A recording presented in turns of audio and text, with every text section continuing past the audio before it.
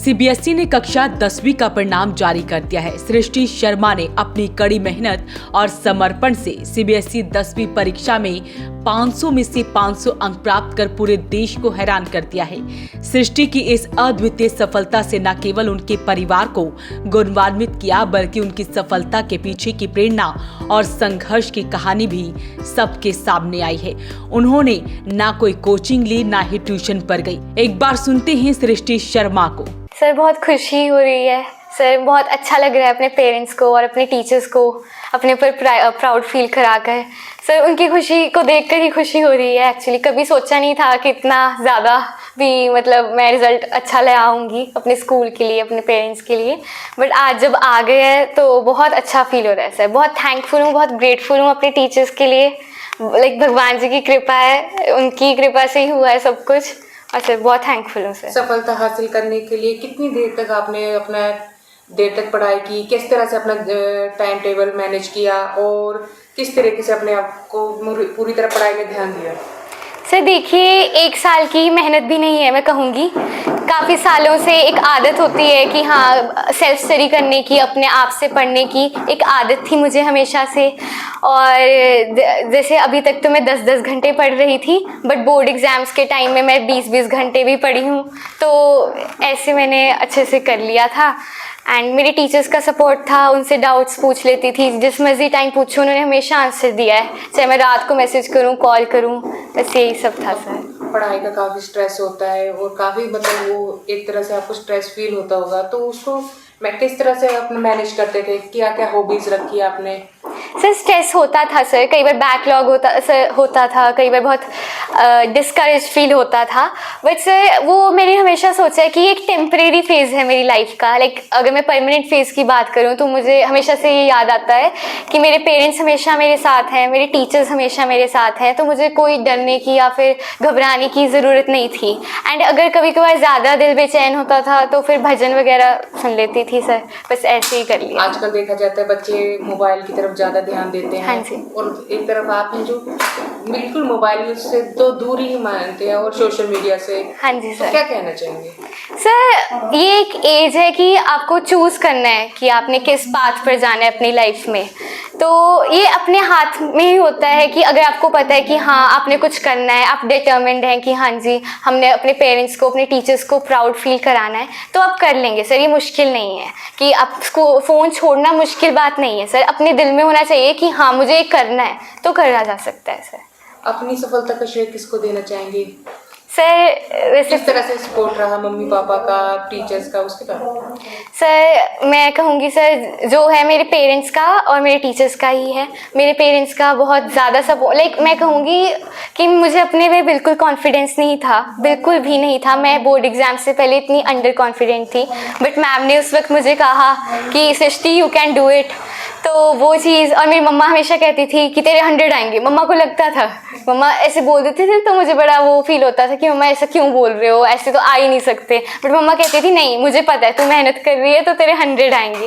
तो एक एटमॉस्फेयर बना होता है, एक एनकरेजिंग, एक मोटिवेशनल एटमॉस्फेयर था घर में, स्कूल में। टीचर्स ने कभी प्रेशराइज नहीं करा पढ़ने के लिए, बट इनकरेज करा और हमेशा साथ थे सर। अपने साथ कुछ बच्चे हो या लड़कियां हो, उनको क्या संदेश देना चाहिए बच्चे लड़कियों को? सर मैं ये कहना चाहूँगी कि किस तरह से तैयारी रखें अपने एग्जाम के लिए? हाँ जी sir first of all sir एक पॉइंट ऐसा आएगा कि आपको अपने पर ट्रस्ट नहीं होगा। ऐसा हो ही नहीं सकता कि बोर्ड एग्जाम से पहले आप कॉन्फिडेंट हों। बट उस टाइम पर आप अपने टीचर्स पर ट्रस्ट रखिए कि उन्होंने आपको अच्छा पढ़ाया। आप अपने पेरेंट्स पे ट्रस्ट रखिए, एंड उससे भी ज़्यादा आप भगवान जी पे ट्रस्ट रखिए। वो आपकी मेहनत कभी बेकार नहीं होने देंगे, तो सर आराम से हो जाएगा। अब आगे क्या क्या लक्ष्य है, क्या बनना चाहते हैं? सर मुझे वैसे मैंने अभी नॉन मेडिकल चूज़ करी है, तो I want to pursue engineering from IIT Bombay. उसके बाद से रुकना नहीं है, इंजीनियरिंग हो जाएगी तो I want to learn more. I would like to write books, I would like to crack UPSC also. तो सर जो भी होगा, जो भी कर पाऊँगी, सीख पाऊँगी, वो सब करना चाहूँगी सर। तो आपके पिताजी क्या करते हैं और उनका कितना सहयोग मानती हैं? आपको कैसे मोटिवेट करते हैं? सर मेरे लिए एक्चुअल में मेरे पापा मेरी सबसे बड़ी इंस्पिरेशन है। जो है मेरे पापा की वजह से है। वो गवर्नमेंट जॉब करते हैं चंडीगढ़ सिडको में, एंड लाइक मेरे पापा ने हमेशा मुझ पर ट्रस्ट रखा और मुझे मतलब मोटिवेट करा। उनको पता था कि मैं कर लूँगी और उनकी इसी बात को सुन कर मैंने एक्चुअल में कर लिया। उन्होंने कभी मुझे लाइक किसी चीज़ के लिए प्रेशराइज़ नहीं करा कि मतलब मुझ पर कोई प्रेशर है या स्ट्रेस है एकेडमिक्स या किसी और चीज़ का।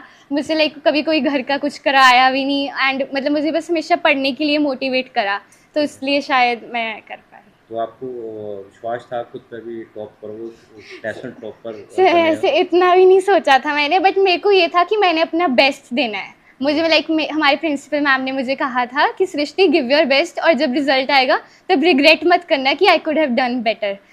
और मैंने बस यही सोच कर करा कि मैं अपना बेस्ट देकर आऊँगी और मैंने एक्चुअल में अपना बेस्ट दिया था हर एग्ज़ाम में और वो एक्चुअल में बेस्ट ही निकला हर चीज़ में, तो इसलिए मुझे आइडिया नहीं था। तो आपने सुना कि सृष्टि शर्मा ने कितनी बेबाकी से सभी सवालों के जवाब दिए, परिवार का नाम रोशन कर दिया है। उन्हें भी बेहद खुशी हो रही है कि आज माता पिता का सर ऊंचा कर दिखाया है उन्होंने।